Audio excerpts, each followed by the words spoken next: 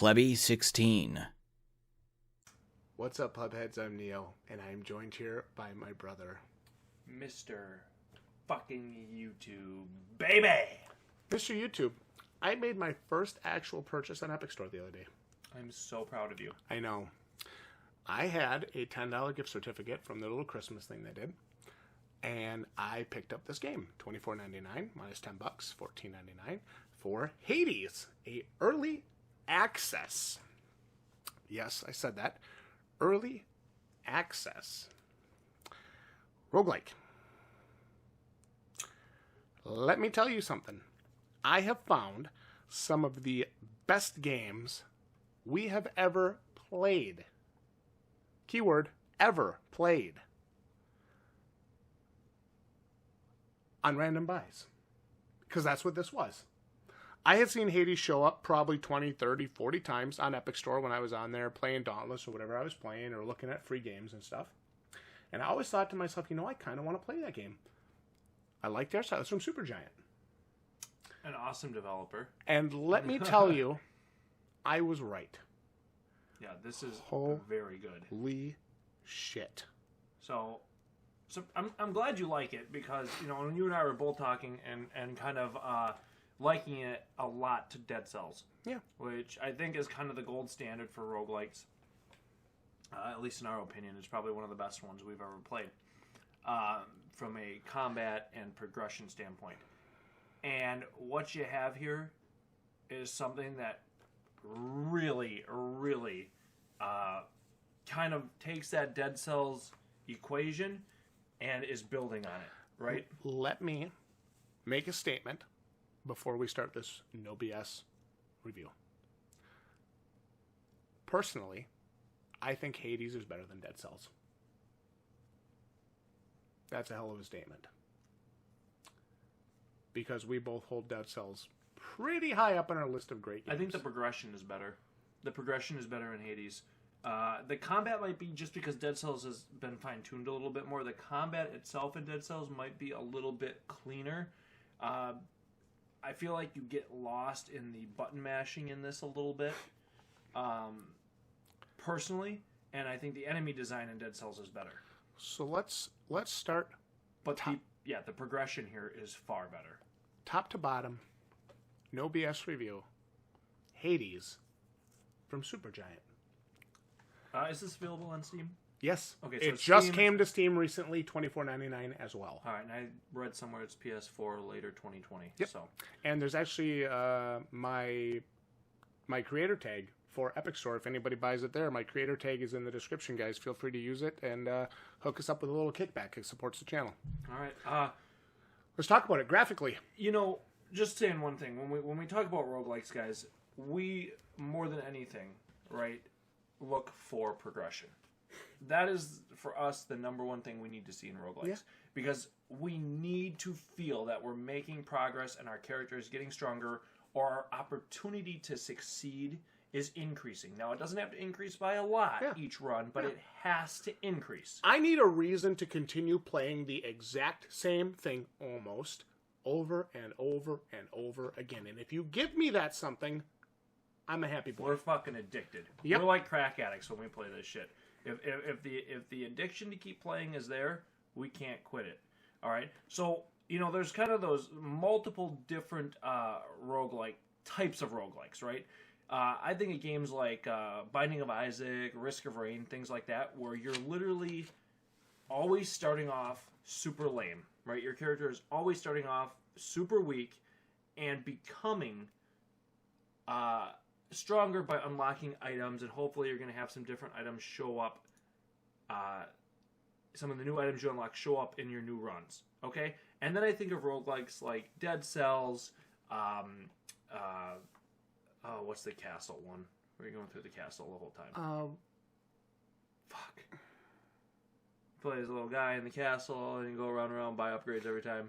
And you die, and you become a different member of a family or something. Yeah. Rogue Legacy. Rogue Legacy. Sorry, guys. Which I love. Dead Cells, Children of Morta, where every run you're getting some sort of permanent currency, and you're able to increase stats. And I think you and I both prefer the second type of roguelike, right? Where you're always getting a permanent thing to bring back with you and increase something to help you in a subsequent run. This game really nails that. It does. So let's talk about it top to bottom. Graphically, this game is gorgeous. It is. Supergiant is well known for their graphics. Oh, yes. This reminds me a lot of the graphical style of Pyre. Yeah. And that's... This has everything graphically that I expected this game to have. Yeah. Right? So I went into this game looking at screens, looking at gameplay, and I just, there was something about it. I thought to myself, this looks like Dead Cells, which right away is a turn on for me. Because I mean, I loved the game. I thought it was great. It got probably, 30, 40, 50 hours on Dead Cells. It's a great game. Tons of fun. And I thought to myself... It's one of the best early access games we've bought. Oh my God, yes. Yeah. And it was great in early access. Yep. So anyway, here we are. Hades, graphically, everything just follows a theme, right? Whether you're in the first area, whether you're in the volcano area, whether you're in the... What is that third area called? Elysium, which is the beautiful, sprawling forest. It's all based on Greek mythology. And it gets progressively more and more and more beautiful and better looking as you go further. And the enemies get more and more and more difficult. Almost kind of like a parallel. And I just... there is something about this game's graphics and the way everything runs so smooth. And it's not jittery and stuttery and like... none of that stuff. It is just laser crisp and smooth. It is fast-paced if you want it to be, depending on what weapon you choose. And then you can slow it down and be more methodical and use a bow or a shield. And there's just something about it. Graphically, it is so addicting. The way the things change, the way that these little pyres right here, see these little pylons, the way these move and change when you attack them and they break down and things fall from the ceiling.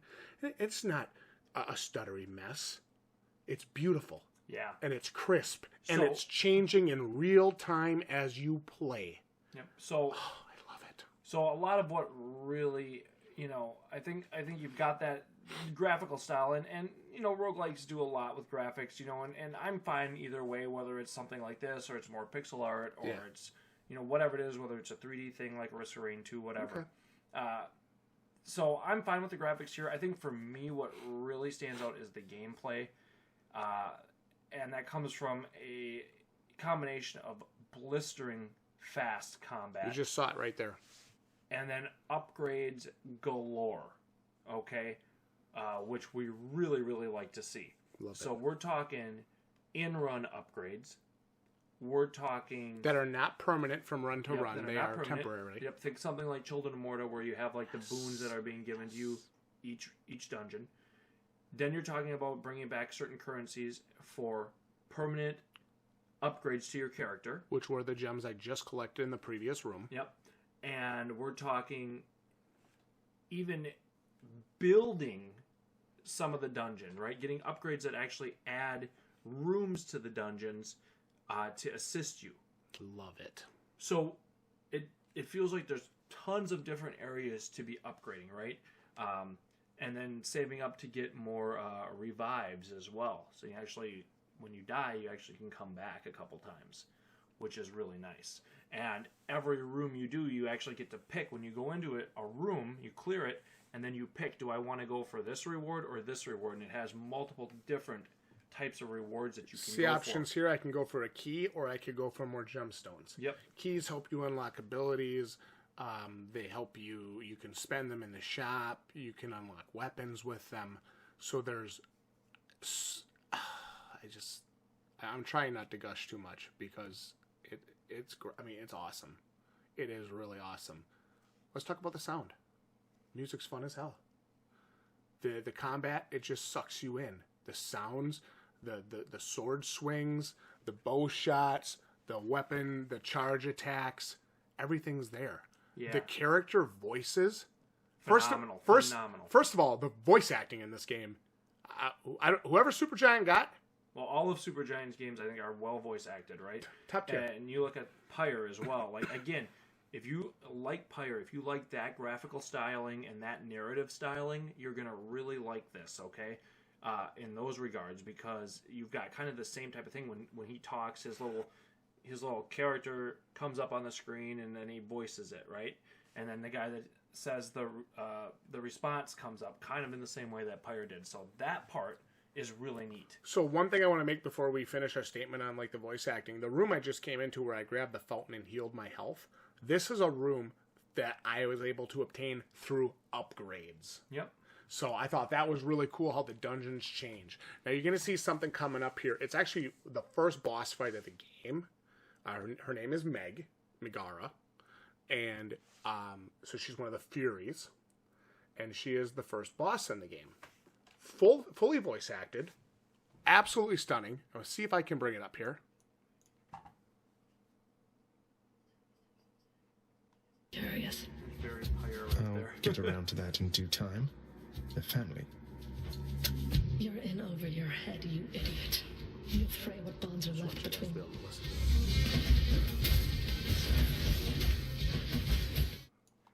The music, the voice acting, the sound effects.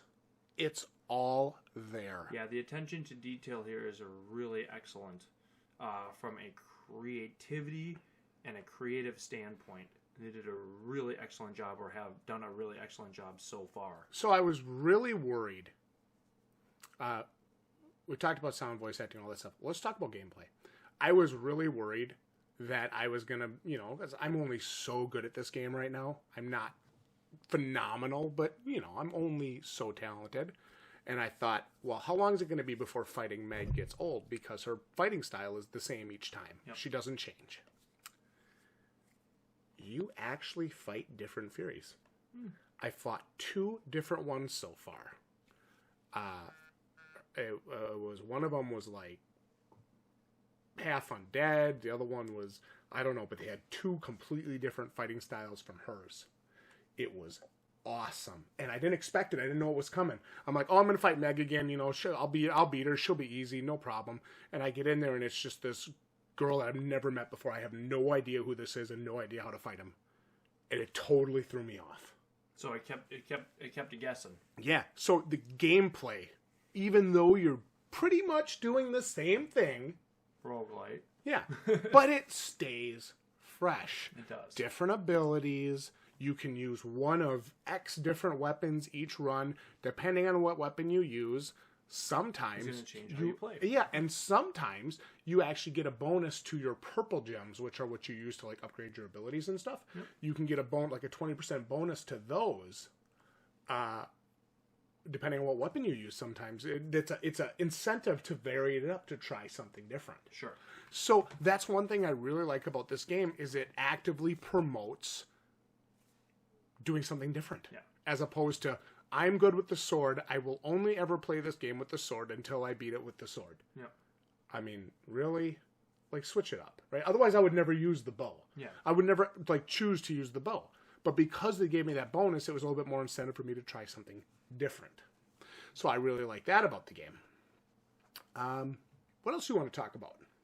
Well, I think What really stands out to you about the gameplay I showcased to you today? Yeah, I think the quickness of the combat, the speed of the combat, yet still keeping it challenging, right? Like the way your character moves in relation to the enemies is he's much quicker, especially with his dashes. You have multiple different types of attacks, right? You have your basic attack, you have like a dash attack, a cast attack, and a special attack. Yep. So you have a bunch of different attacks, and then they all can be upgraded throughout each run as you go. So I think the speed of the combat is something that can be certainly looked at here, maybe a little different than a lot of roguelikes, right? Again, we liken it a lot to Dead Cells in that regard. I mentioned earlier that I thought Dead Cells combat was a little cleaner, but sometimes Dead Cells can get cluttered in some of those later stage areas. You have lots of enemies, you get lost in that mess sometimes if you don't control your character's positioning, and the same can happen here as well. I think having some of that dashing and some of that quick attacking and movement allows you to position your character and maintain the advantage, which I do like. But there's also a lot of things going on in the screen too. You know, different enemies throwing the bombs and doing the different attacks. So controlling your character's positioning is a key aspect of this game. That, you know, I'm not sure if it's 100% balanced yet. It is in early access, but I would say that's one thing that maybe could get cleaned up just a little bit, just from my experience with it.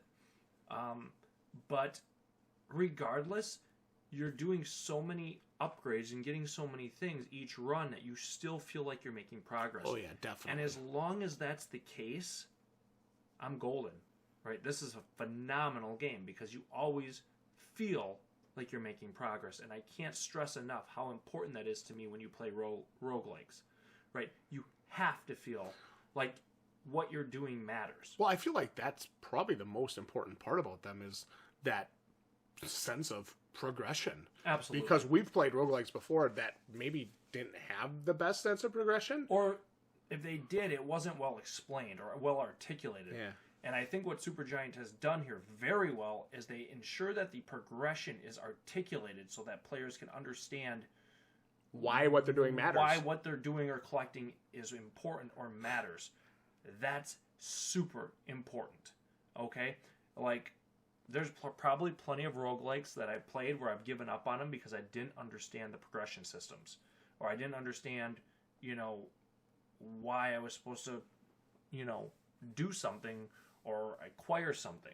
Mm-hmm. Here, I'm understanding, hey, I can spend these items at these different things when the run ends, and my character's going to be a little stronger. Yep. Now, is he going to get magically super strong? Of course not. No. But a little bit stronger, and I'm going to get a little bit further.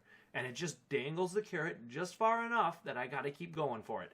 So important, guys. I can't stress to you enough how important that is in roguelikes, and how, when they do it right, they're one of the most addicting type of games ever. And I absolutely adore this one. It's one of the better examples we've found of a game that has a core gameplay that's very solid, right? That's key. Very solid, very fun core gameplay, but enough variation in it that it never feels stale. It's important. So, yeah. For an early access game to be this far along, to feel this good in early access, you know, again, $24 price point, you don't feel bad about it, right? And again, an early access game that we can pretty much full-heartedly recommend, we don't see that too often. No. Especially as we get into those more expensive price points. Yeah, so I'll just come out and say it. With the coupon, I paid $14.99, but had I paid $24.99 for this game, I wouldn't have felt any different about it. I'm blown away by how good it is in its current state. Yeah, and I'm sure, you know, what you're going to get now in the next few months as they work towards that 1.0 is basically lots of balancing. Yeah. Right, and that's probably, like I said or mentioned earlier, you need a little balancing here and there, I think, on some of the things, but realistically, the base game, the core game, is very solid. Oh, yes. Really happy. Honestly, really happy with the experience. $24.99, well worth it. And even if you do get it on sale, if you get it down into that $14.99 price range, you're only going to be doing yourself more of a favor. I mean, the game is fantastic to play. It's smooth as hell, and it's absolutely gorgeous. It sounds great, and it runs super fantastically. If you guys have played Hades, give me your thoughts on it down in the comments. Let me know. Like the video if you enjoyed this honest, no BS review. And remember, I've got a creator tag in the description. If you guys do pick this up on Epic Store, you can use that there to show the channel some love and support. Otherwise, it's also available on Steam. And we'll see each and every one of you right here next time for more honest, no BS reviews like this. Hades, $24.99, one of the very best early access games you can get your hands on right now, especially if you like multiple progression systems in your roguelikes. You're going to love this. Highly, highly recommended. Go buy it right now. You're welcome. GG, yo plebs.